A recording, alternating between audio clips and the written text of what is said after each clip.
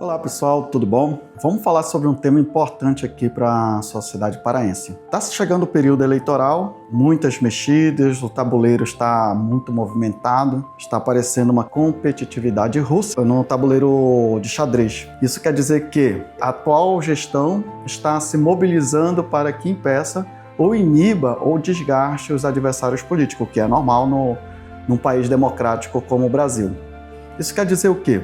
A atual gestão está lentamente trabalhando para desgastar a imagem do prefeito, o atual prefeito de Ananindeua. Isso, por si só, é normal. Contudo, como os bastidores da política dizem, a atual gestão não é uma gestão que aceita a imposição ou que lhe coloque em situação de constrangimento ou de imposição para responder perguntas. E isso faz com que a atual gestão utilize toda a sua estrutura dentro do MDB para conseguir os seus anseios, as suas vontades.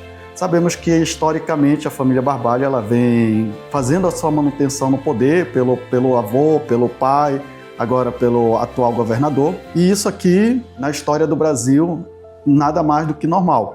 Historicamente, as famílias vêm dominando, cada família domina um estado. É igual o Game of Thrones, né? A família do Norte, a família do Nordeste, a família do Sul.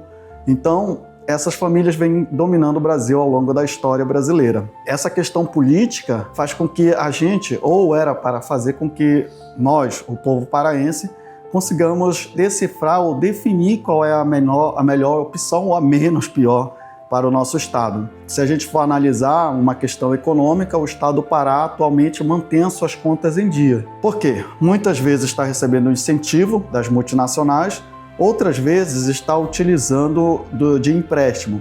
Isso faz com que se tire de um lugar e tape no outro. Isso faz com que se pague uma conta quando a outra atrasa. Isso é capacidade de gestão, sim.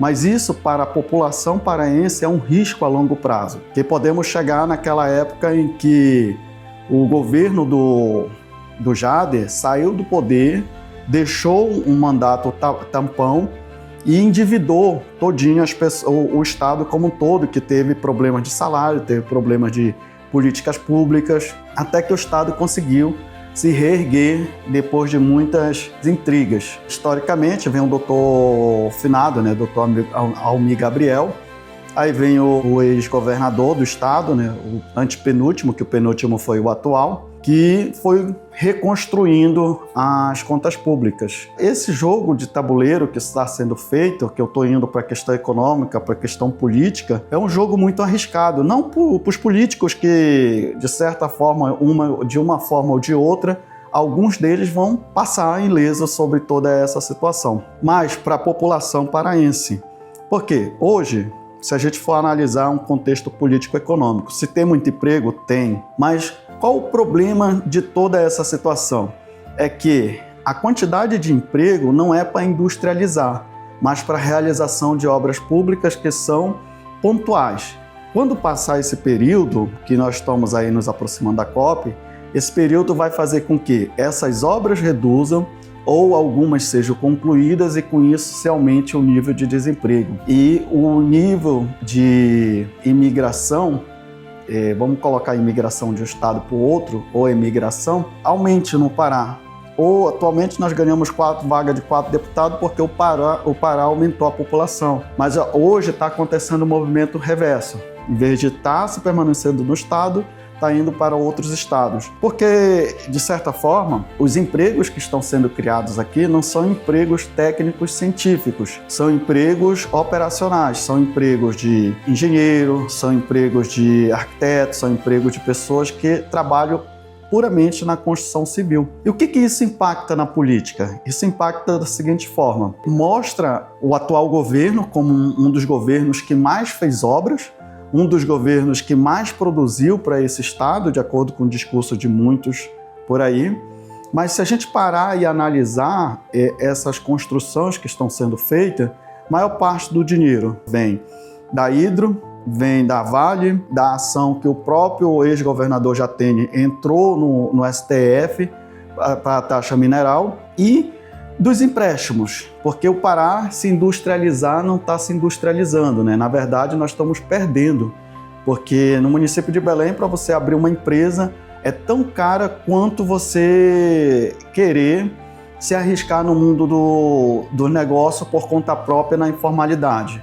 Se é cobrado por quinais, se é cobrado por atividade econômica, e isso prejudica. E isso, de que forma incentiva o político?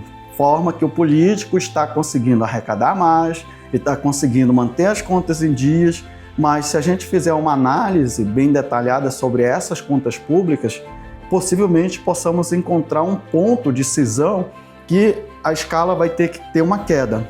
E essa queda é prejudicial para a população paraense. Por quê?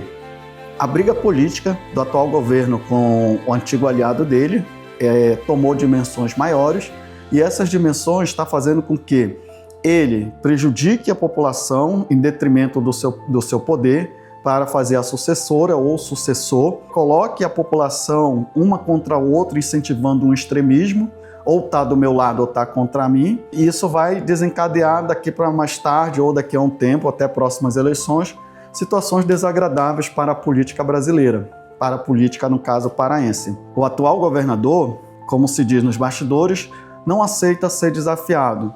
Tem um adversário em Ananindeua que o está desafiando e se está utilizando dos desgastes. Por quê?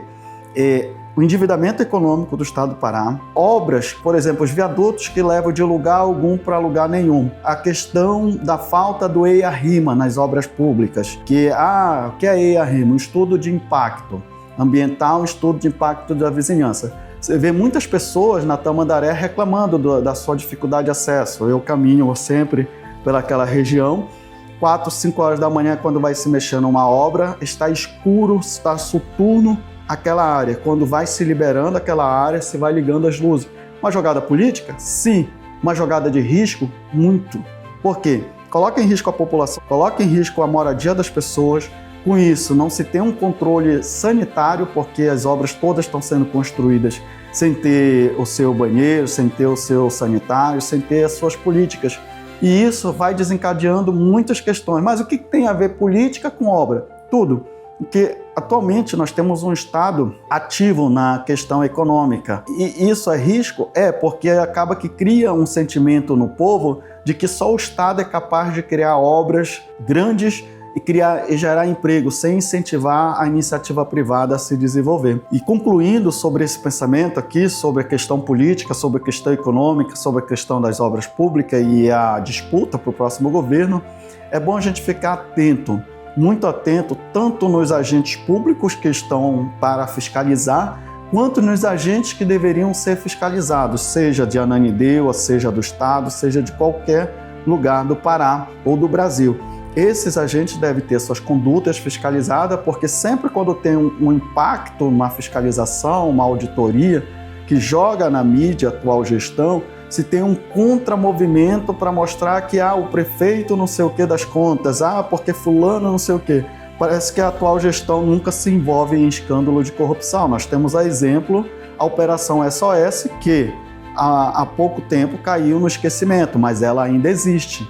Nós temos a operação ainda da OSAS, que teve busca e apreensão na Casa Civil, teve busca e apreensão em vários endereços. E isso se tem um poder midiático, porque se trouxe da antiga gestão do presidente, da presidência, que foi antes da gestão atual que está aí na presidência, se teve esse impacto. Então, perguntas nascem. Questão política, questão econômica, questão do uso da máquina do Estado para coibir ou impedir a livre concorrência dentro da política, e a questão social. Isso a gente vai falar em outro vídeo quando a gente falar sobre políticas públicas. Então é isso, pessoal. Até mais.